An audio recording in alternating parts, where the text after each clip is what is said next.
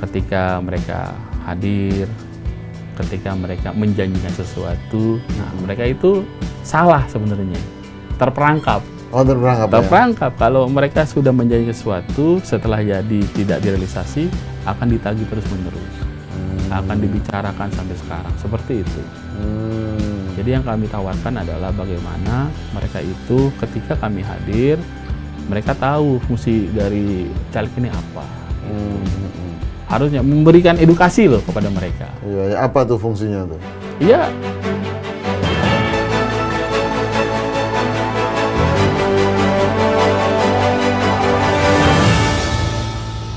Halo Sobat Warta Kota, jumpa lagi dalam program Jakarta Memilih.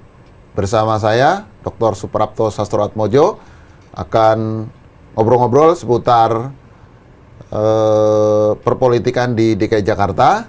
Dan kali ini tamu kita dalam program Jakarta Memilih namanya sudah cukup terkenal meskipun masih muda, karena di belakangnya ada Abraham Lunggana. Nah, beliau adalah Guru Tirta Lunggana, putra Bang Lulung lah sebutnya.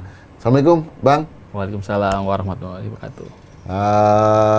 Terima kasih sudah berkenan hadir dalam program Jakarta Memilih. Kedepannya kita akan ngobrol-ngobrol seputar ya Jakarta lah. Kita tahu Bang Lulung kan dulu juga pegang kawasan Tanah Abang. Nah, sekarang Bang Guru tentu juga bukan salah satu, beliau adalah pembina Guyub Rumah Guyub apa istilahnya? RGT, Rumah Guyub Tanah Abang. Rumah Guyub Tanah Abang yang membawai 30-an lebih ya ormas di Tanah Abang. Ini menarik nih, beliau masih 38 tahun usianya. Tapi sudah memegang satu kawasan yang kita tahu lah, banyak tokoh-tokoh yang terkenal pegang kawasan tersebut.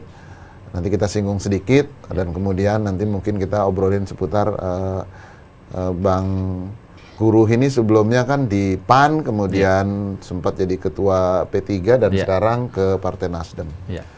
Bisa ceritakan nih kenapa tertarik di dunia politik dan kemudian ini ibaratnya udah 3 partai dan yang dijalani. Monggo, Bang. Sebenarnya sih kenapa tertarik nih, awalnya sih nggak ada tertariknya sih di dunia politik. Jadi saya itu hanya membantu almarhum Haji Lulung di politik dari 2009, 2014 sampai 2019. Nah, kenapa awal tertarik? Ya, pastinya di 2017 ada pilkada tuh, Pak 17 antara Pak Lulung katanya beda pandangan politik dengan Pak Ahok lah. Di situ kan sangat masif sekali tuh di media sosial. Yang tadinya saya tidak tertarik, dikasih lihat terus tuh berita-berita. Tuh, Babe ini tuh berantem sama Pak Ahok. Apaan sih saya bilang. Hari lihat-lihat ya di situ agak mulai tertarik. Terus di 2019 juga sempat ditawarin juga sama almarhum untuk nyalek. Nah, di situ saya bilang, nanti dulu nanti aja.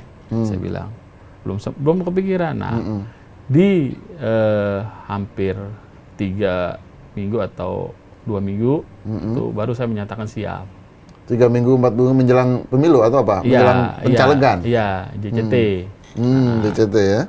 Karena sebelumnya saya minta restu dulu sama orang tua. Sama restu orang tua, sama istri juga. Alhamdulillah diizinin, baru saya ketemu almarhum. Mau nyalek. Situ. Seperti itu jadi, Bang. Iya. Ini kan sebenarnya kalau kita lihat belum lama ya, 2019 baru terjun ke politik, tapi sudah masuk di 3 partai dan kemudian bahkan menjadi orang nomor 1 kan ketika di P3 nih.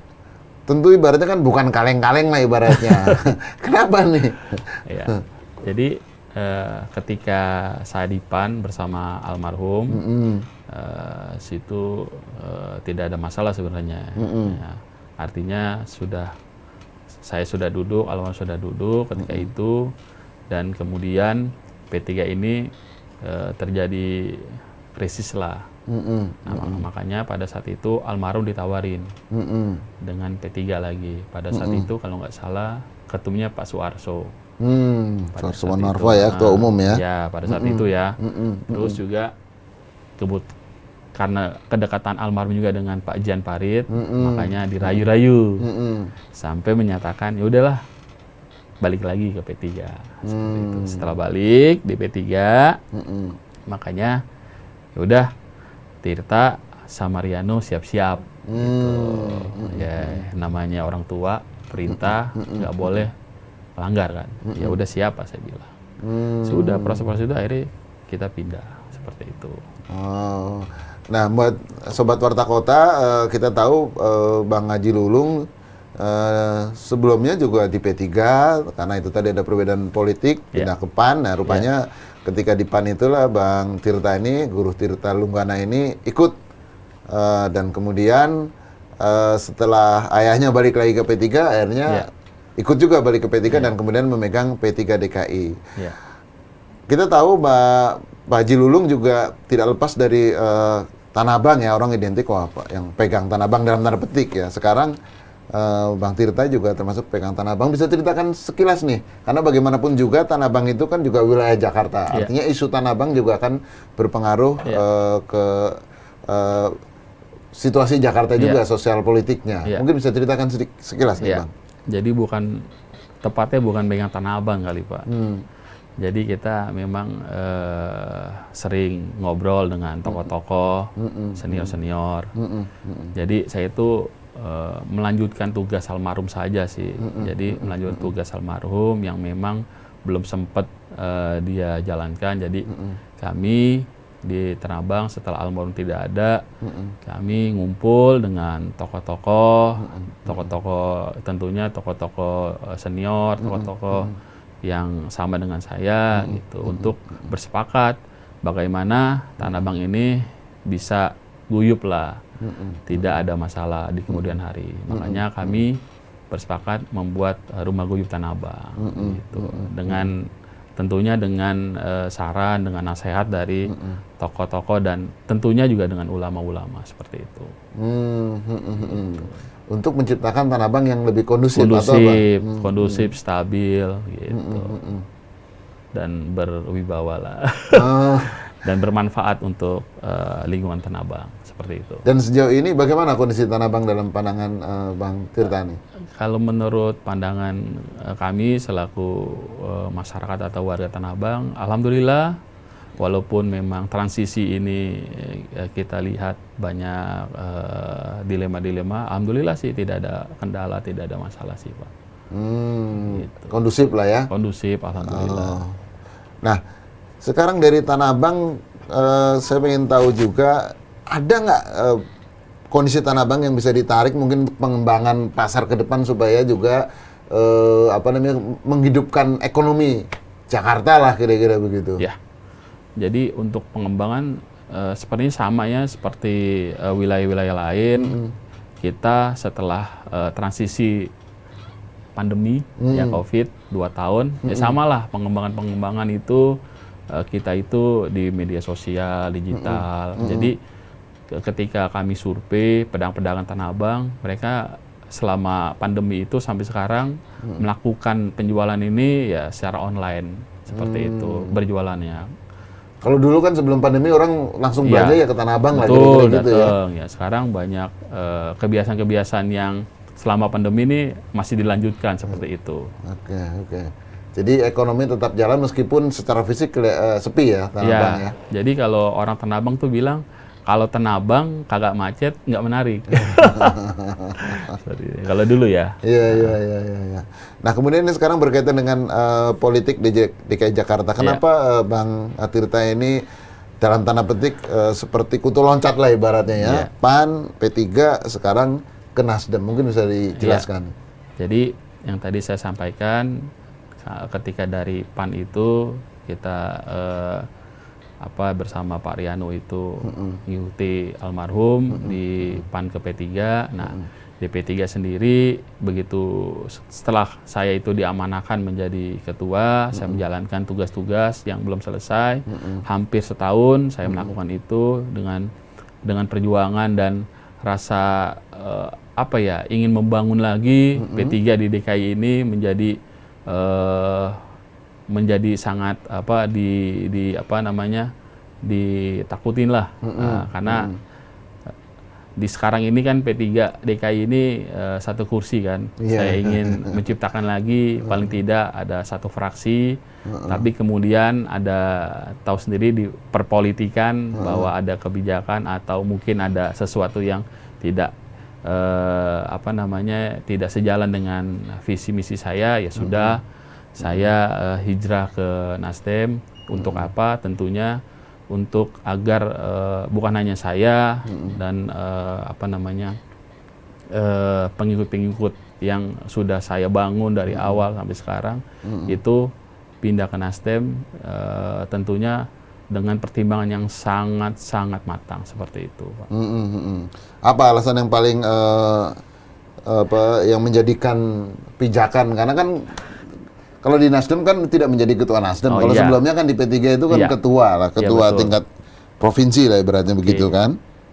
Jadi pertimbangan saya sebelum memutuskan untuk hijrah ke Nasdem, tentunya kami diskusi bersama dengan pengurus DPW P3 yang kemarin, terus kita juga diskusi juga dengan tim-tim yang ada di tim kami gitu. Jadi dasarnya adalah tetap karena tugas kami mengawal Pak Anies dari gubernur sampai selesai. Sekarang kami akan melanjutkan lagi, meneruskan tugas kami mengantarkan Pak Anies bila mana nanti dapat tiket, kita selesai jadi presiden, seperti itu. Dapilnya ketika di PAN dan kemudian sekarang nanti itu Pak Tirta tetap sama? Sama. Jadi caleg juga? Sama. Dapilnya sama, dapil 10. Dapil 10 itu kebetulan Jakarta Barat 2 itu di Kebonjeruk, Palmerah, terus Grogol Petamburan, Taman Sari, dan Kembangan. Apa yang bisa ditawarkan untuk perbaikan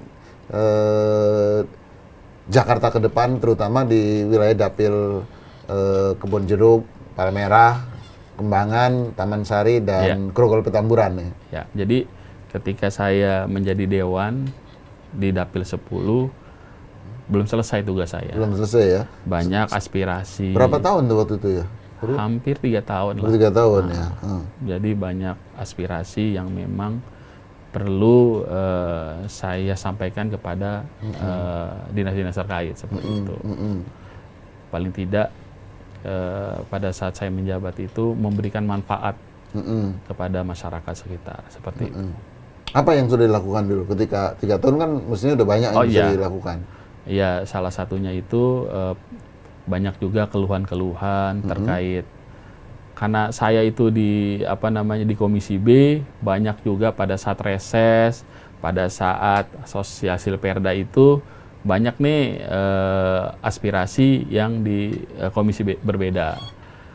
Artinya ada juga dari penerimaan KJP, ya, Komisi E. Komisi E. Terus ada juga penerima kartu sosial, terus juga jalan dan sebagainya, banyak lagi gitu. Komisi B kan ekonomi ya, termasuk perpasaran ya. Ya.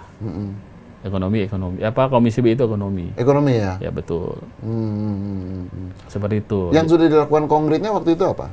Konkretnya, misalnya di daerah ini apa lakukan atau kepada warga apa? Ya, jadi banyak juga keluhan-keluhan ya, kayak yang lagi kemarin pada saat PPDB itu. Terus terkait sekolah zonasi. Jadi kami mencoba membantu untuk bagaimana banyak konstituen ini bisa, anak mereka ini bisa sekolah. Kan ada zonasi juga seperti itu. Gitu. Karena memang masih belum jelas kan pada saat itu sosialisasinya. Kan di Jakarta PPDB sudah sistem online. Ya. Jadi pada saat itu belum siap. Warga ini belum siap. Gitu. Artinya bisa membantu konstituen ya untuk menyekolahkan anaknya, kira-kira gitu. Apalagi pada saat COVID hampir 2 tahun itu, ya kami membantu juga gitu. Dan nggak mudah juga kan pada saat itu rumah sakit penuh. Penuh ya. Seperti itu.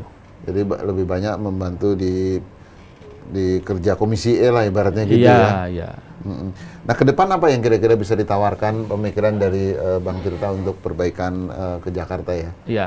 Ya lagi-lagi sebenarnya kami sebagai caleg lah ya.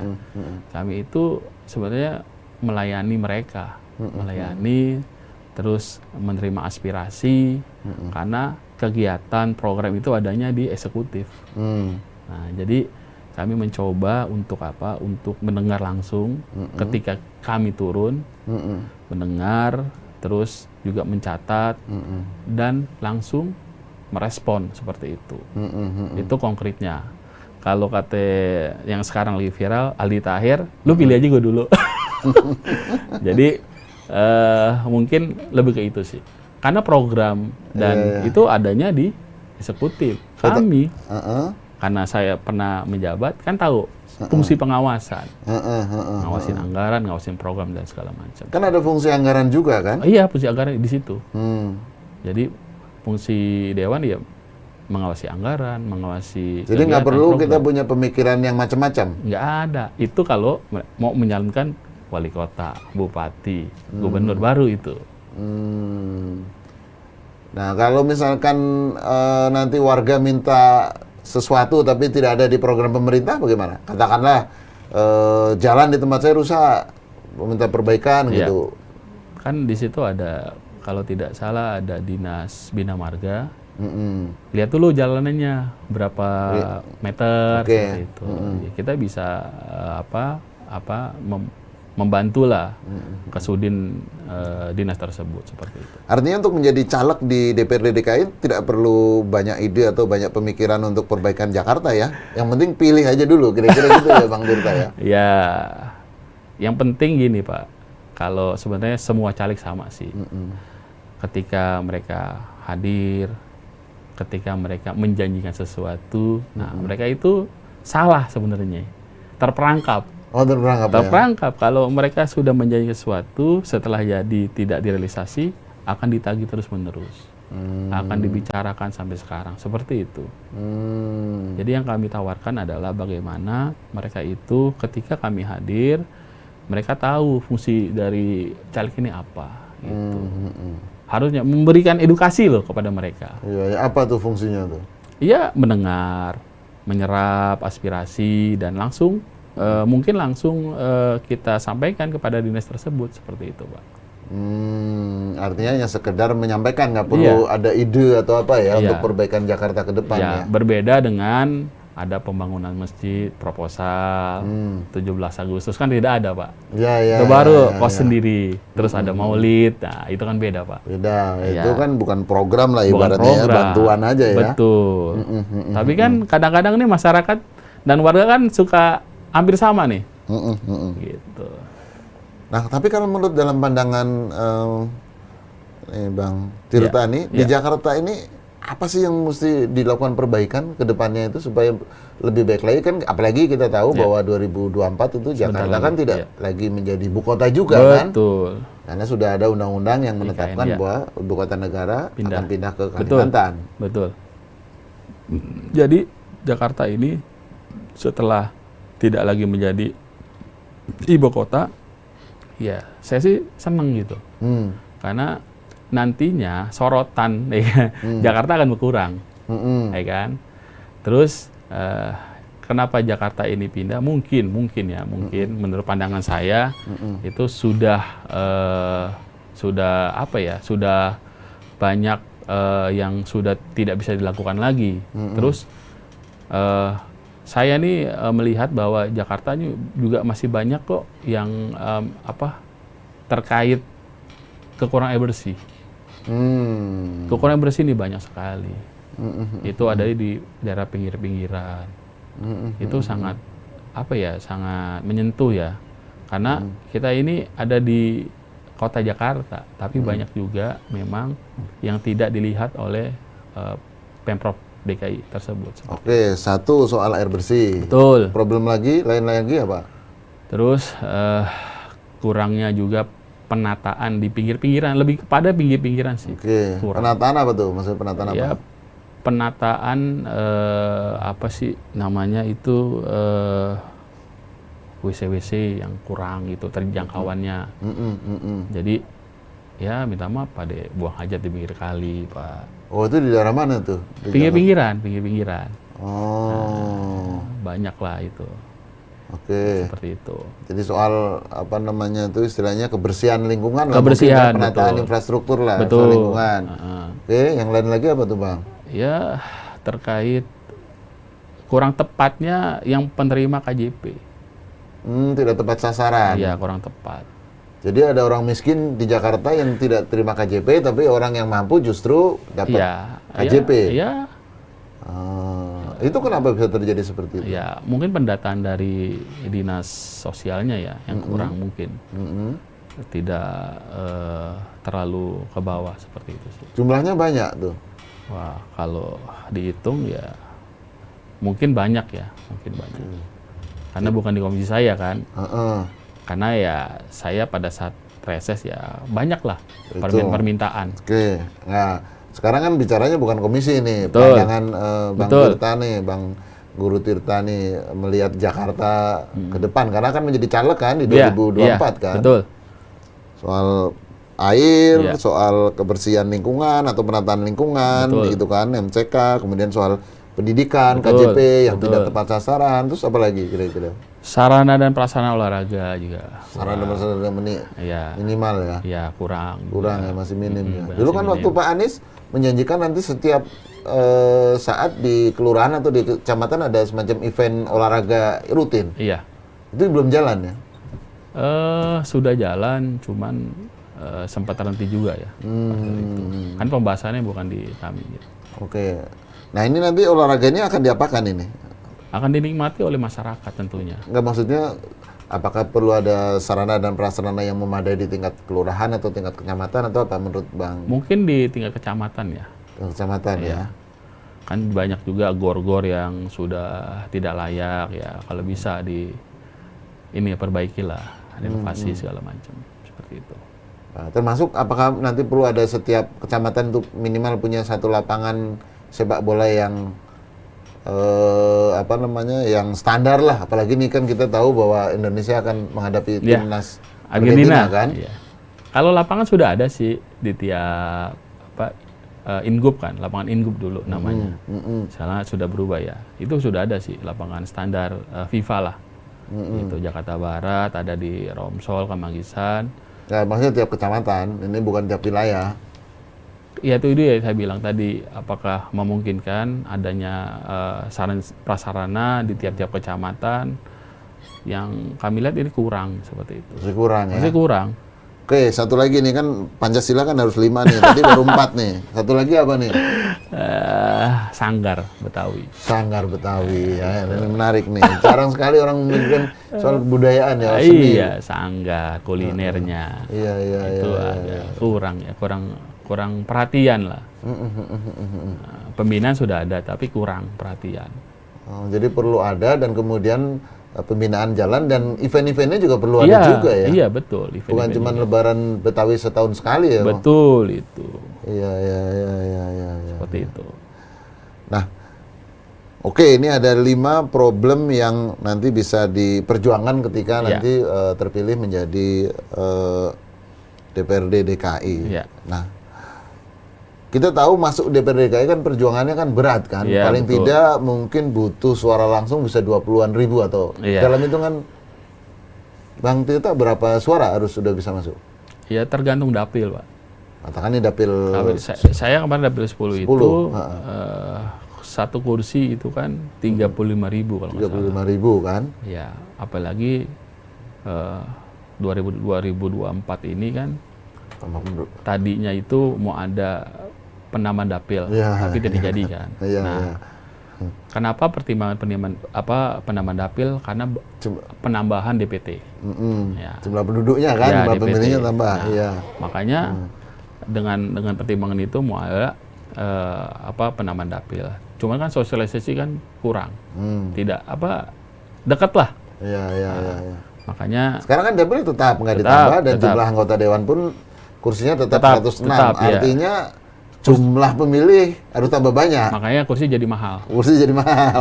Bisa satu kursi itu 40 sampai 45 ribu. 45 ribu pemilih ya. Iya betul. Kalau dikalikan satu pemilih itu berapa itu? Untuk kos, untuk biaya inilah ya. Jadi kami itu sebagai caleg kan berbeda-beda nih strateginya, konsepnya gitu.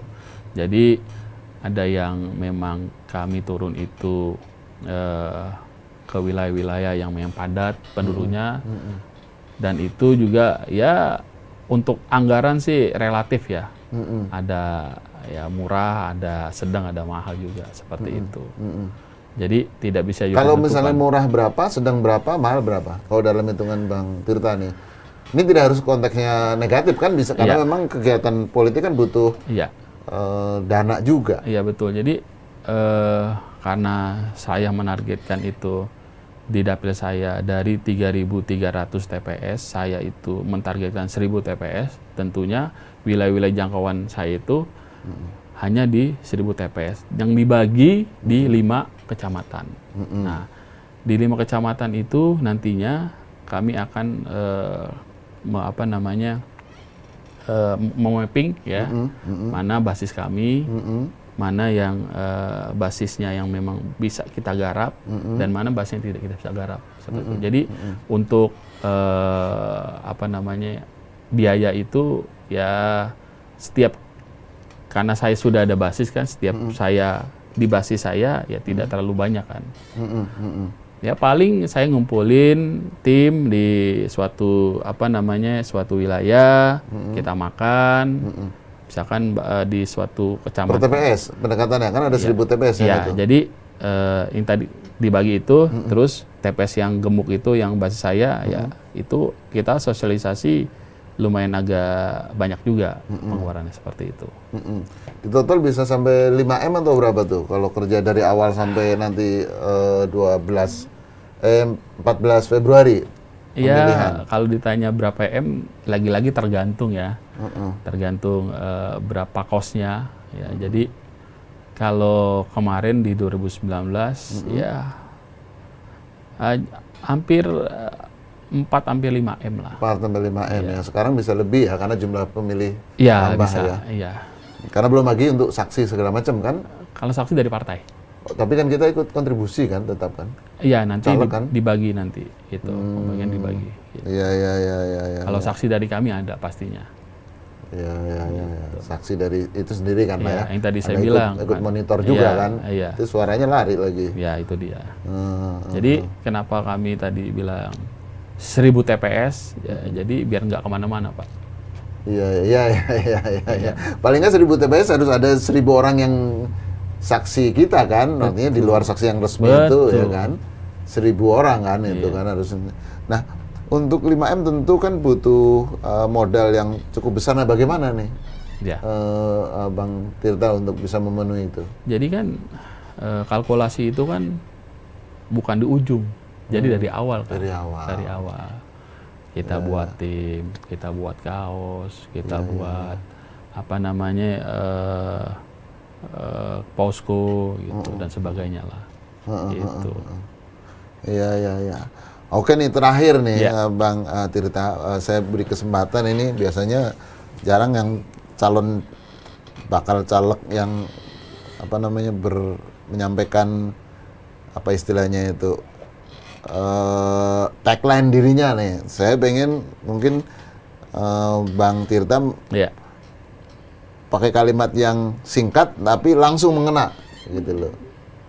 Ibaratnya tagline lah atau semboyan kira-kira begitu. Boleh juga? Iya. Silakan langsung ngadep kamera mungkin untuk pemilih. Jadi karena nama saya Guru Tirta Lunggana, disingkat jadi GTL. Jadi karena nama saya itu adalah Guru Tirta Lunggana, saya singkat jadi GTL. GTL itu adalah Gerakan Tata Lingkungan. Terima kasih. Oke, Demikian Sobat Warta Kota, kita sudah tahu tamu kita Bang Guru Tirta Lunggana sudah menyampaikan programnya dan apa yang akan dilakukan di Jakarta, termasuk tadi tagline-nya GTL, singkatan nama beliau, sekaligus juga gerakan tata lingkungan. Ya tentu lingkungannya lebih baik dan mudah-mudahan Jakarta akan lebih baik. Amin. Demikian Sobat Warta Kota, program Jakarta Memilih kali ini kami sudah suguhkan, silakan Anda tentukan pilihannya. Sampai jumpa dalam program Jakarta Memilih selanjutnya. Assalamualaikum warahmatullahi wabarakatuh. Waalaikumsalam warahmatullahi wabarakatuh. Salam Warta Kota. Jangan lupa subscribe ya.